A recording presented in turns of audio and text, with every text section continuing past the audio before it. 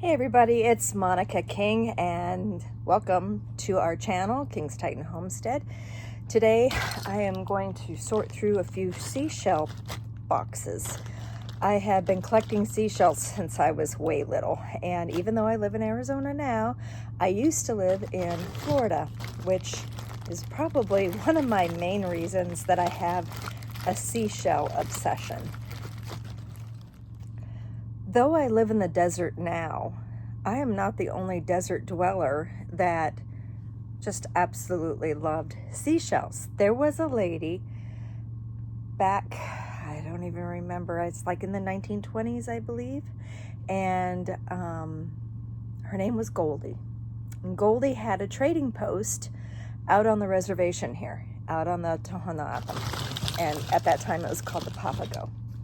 And so they called her Angel to the Papagos because she just really helped with the people.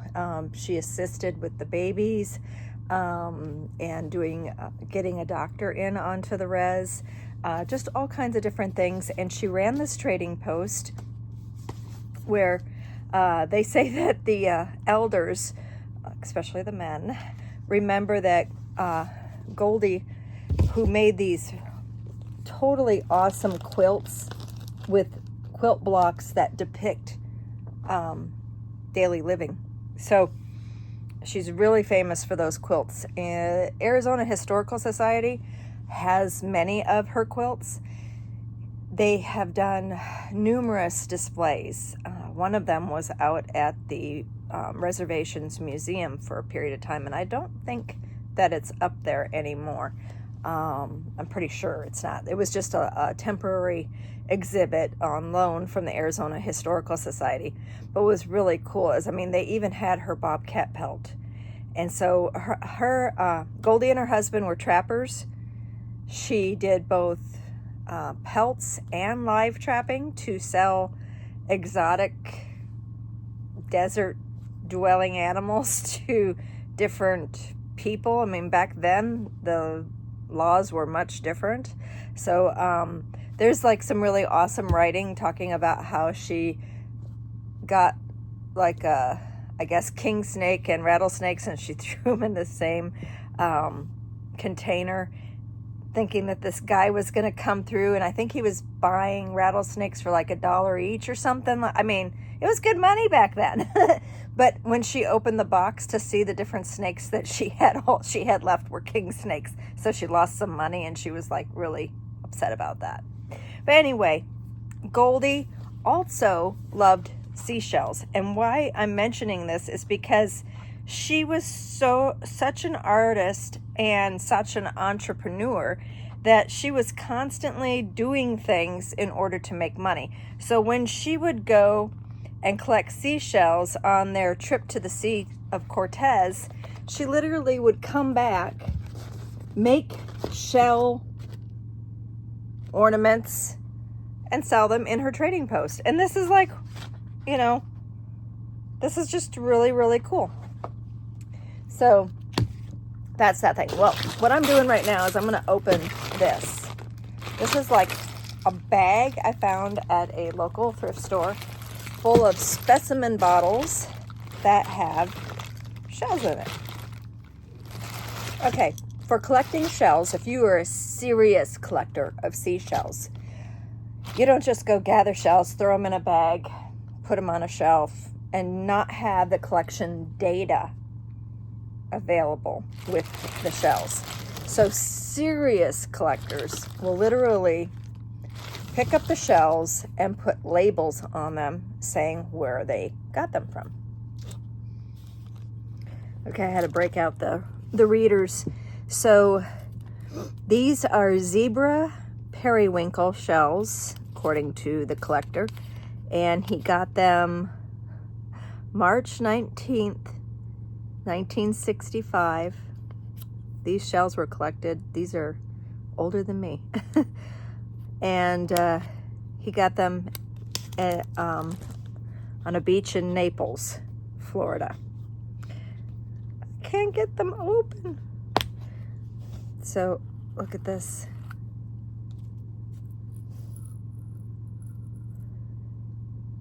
Check it out. Hold on.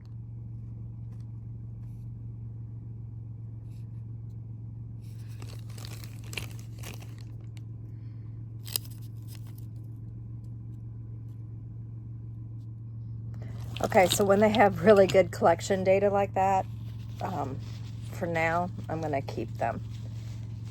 Oh my goodness. This is on a little piece of napkin. This was collected July of 1960.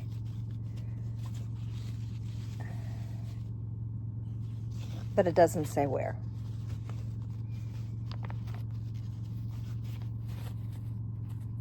Oh wait, it could be Miami. Ugh, I can't read this guy's writing. Oh no, or ladies, I don't know. Don't know who the collector was. This is really, and where? This one I might need to research a little bit more to see if what I'm gonna do with that one. Okay, we have an empty specimen bottle.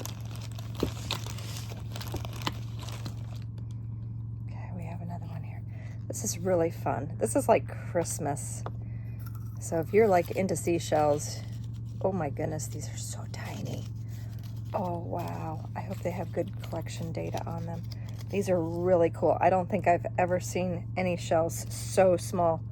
Rice Olivier. Oh, it doesn't have the date collected or where. But wow, they are so teeny. They're in here. Okay. Oh wow, one of them is the size of a pinhead.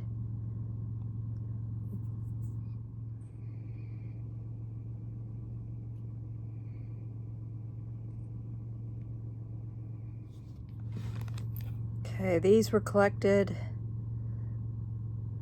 on the Sanibel mud flat March of 1968. So this is if you're going to collect seashells, this is how you do it. Well, these are collected in St. Thomas, Virgin Islands, March 1967. This is a really neat collection. This is a beaded horn shell. Does not have the collection, if I can see it on there. I've got to kind of go a little faster because I've got a lot of things I need to do today. Oh, these are really cool, but they don't have collection data on them. Oh no, but they are awesome. Oh, you guys got to see these. They're just so different.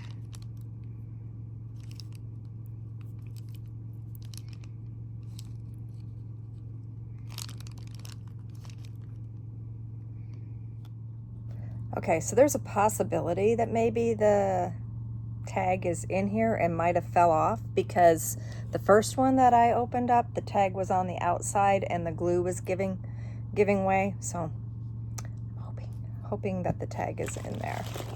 Those are really cool looking. Like this one doesn't even have its cap anymore. So let's see. Look at all of these. These are, let me turn you guys here so you can see. Might see me. But check this out here.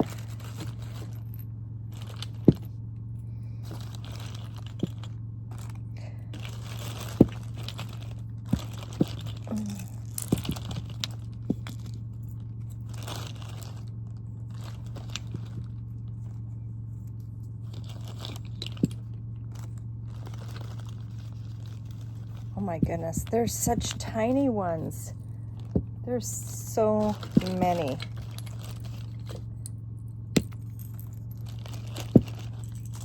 Well, like even these jars are antiques now. Oh, there are. Okay, so there's some loose shells in here that no longer have their ID on them. You know, that's just really sad. I cannot believe how many bottles are in this bag. Wow. This was really neat. And I don't know how rare any of these shells are, but definitely going to enjoy them eventually have to go through them and figure out. There's a little specimen bag. So, and then we have some loose ones with, here's a label. So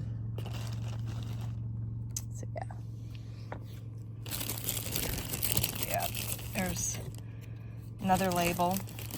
Should be able to look them up, Google search the labels and be able to re-identify the loose shells and get them. I'm still hoping that one, there's quite a few different ones in here. This is really cool. This is an old pharmacy bottle. Apparently the collector was from Illinois, and it has his name on it. So an old pharmacy label, glass, from 1966. Oh, had a thyroid problem. Probably a lady. This is really, really neat. All right. It's from the Rexall store. Hinsdale Pharmacy. Very neat prescription bottle. So, and with the shells in it. And there's one more here, but it's missing its label. This one is the neatest bottle with the information. So very, very cool. Yeah. Majority of these shells I'm probably going to keep for now.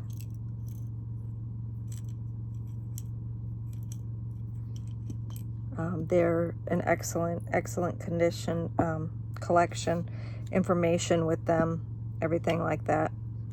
So for now, I'm going to just set these into a corner. Oh man, there's just some really cool. All right, so we'll go through these some other time, but that's kind of like what you're looking for when you're looking for a seashell collection. You're looking for date collected, the location collected, and now I also have the collector's name. Very cool, or last name.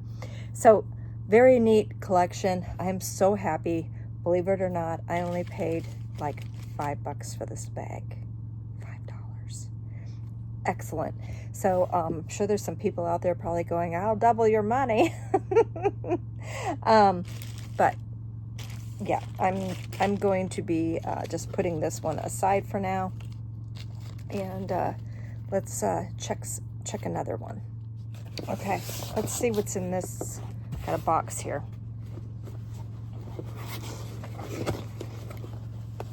Oh, I know where I got these from.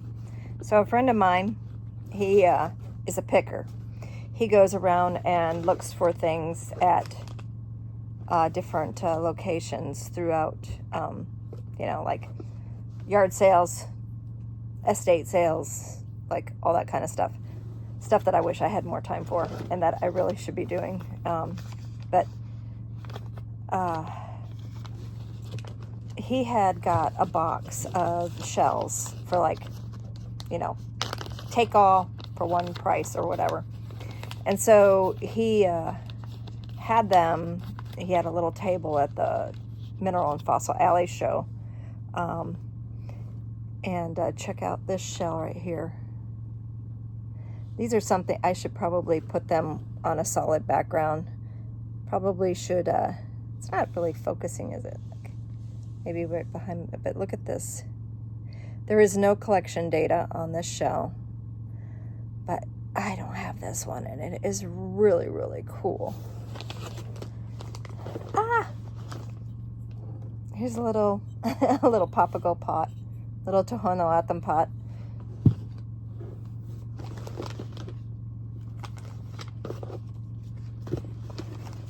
There's multiple things in here. Some jade necklaces. Got those to make some bee necklaces with. Totally forgot I got those. I need to get going and put some of these things together so that I can start reselling some of this stuff. I'm just like collecting it and not moving some things, and I definitely need to do that. So that same shell came from a collection that does have This one came from West Mexico.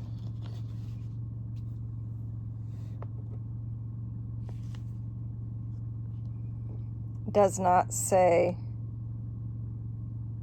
when, but it does have like a location. So that's really cool. So you can kind of like, but there's just a ton. I'll show you that. Okay, so check. I have quite a bit. Look at this. This one says needs repair. You know what that tells me? It tells me that people restore. Yeah, look at that. There's a broken piece. Wow. People restore shells, so when you're collecting shells, you have to be careful on condition as well. So yeah, I have quite a few shells in this box. I think I ended up, because he wasn't really blowing them out, we did a trade. He wasn't really, oh, there's got a neat one in there. This wasn't like a great deal like the bag, but they're still a good. Some of these have the collection information on it, and this is actually from a trading post. This one was from West Australia. So I mean, like, there's some of the correct data collection information. So again, it was a serious collector of shell. This one's really pretty. No wonder they put it on a green background. It really pops out with the green background. And check out, like, but yeah,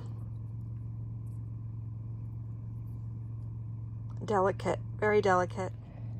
So what I'm trying to do is actually, like, we have an area where we have our collection of materials that we're keeping for now. And then we have all our stuff that we need to sell. So what right now I'm doing an initial sort through things that I want to part with versus things we're keeping for display, for showing. You know, a lot of people just don't collect anymore, and it's a really sad thing. When you have children, if you get them involved, like you know, being from Florida, if you took me to this as a kid, I just was like looking for things on the beach. Rock collecting. A friend of mine got me into stamp collecting. My mom and dad would go over to play cards at her house, and whenever we would go over there, she would give me a butterfly stamp. So starting out, like when I was little, we collected something. It gave you something to do, something to get interested in.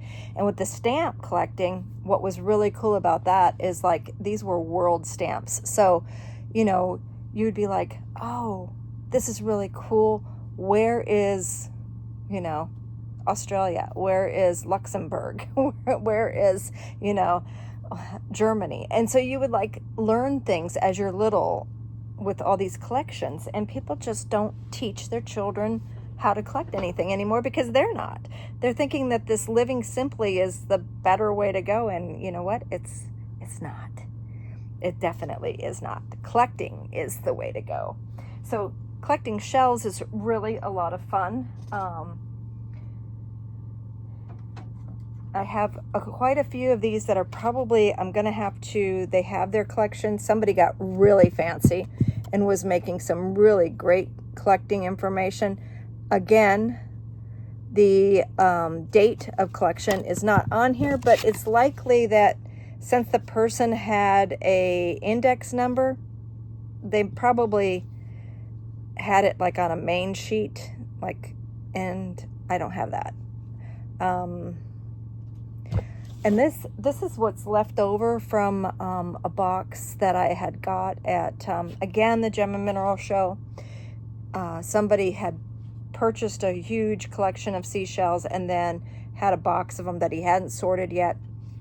And so I got them. So I'm going to be, like, probably putting all of these that have their collecting tags with them. I'm going to put those in baggies and get those just put away for now, because we have I have so much stuff to sort. But while I'm doing this, I'm going to be parting with some. Check out the size of this baby. So this doesn't have collection stickers on it, and I have 3 of them. I gave away one to a little girl that came to visit because you can hear the ocean. Oh, yeah, you can hear the ocean in these. And I don't know, you know, I don't think that they are anything really, you know, crazy, but they're very cool. So I might part with a couple of these.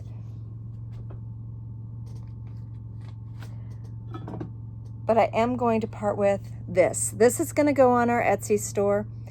This is really beautifully done. It is a seashell vase. And so I'm going to have that, just take a peek at all the intricate work that was done on this. We talked about, you know, Goldie making things out of the seashells and then selling them in her trading post. So this is going to go up for sale on our Etsy store at King's Titan Homestead. It's just beautifully done. Quite a lovely tourist piece. So I would say this is an early. The tourist pieces today aren't this well made, and they are not. I mean, I was just recent. I was in Florida in July, and I picked up a piece for Dan that had like bobblehead turtles, and they did not, at this place that we stopped at. They did not have anything as intricate as this. Yeah.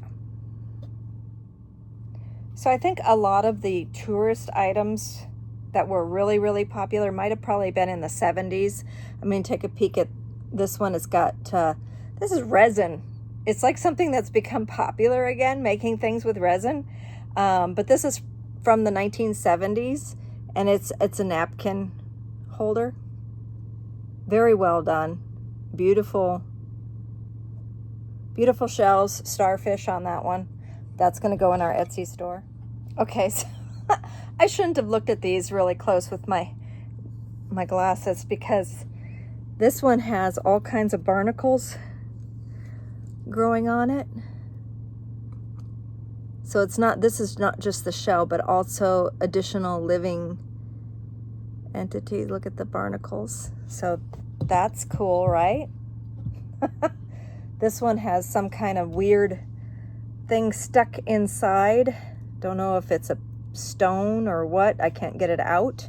So I'm gonna hold on to this one for a little bit longer.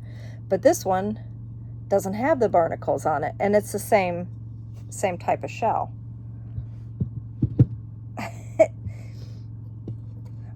And then this one, look at the colors.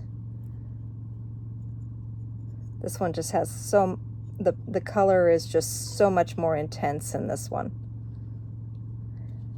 Eventually, when I get all the names of the species down pat and stuff, I might probably do short videos on each one, just kind of to show. That's kind of like an idea. I also, on our Etsy store, I have prehistoric shell pieces that were traded by the Native Americans here in the Southwest. So they came up either from the Gulf of Mexico or from the coast of California. And they actually made jewelry out of it. They would make rings, they would make bracelets, armbands, pendants, all kinds of different things. And so I have quite a few teachers and people that do education and collectors that just find it interesting, that collect the pieces. And so those are on our Etsy store. I don't know why that bag was over here with all the rest of the stuff. So just more shell. This is coral, I believe.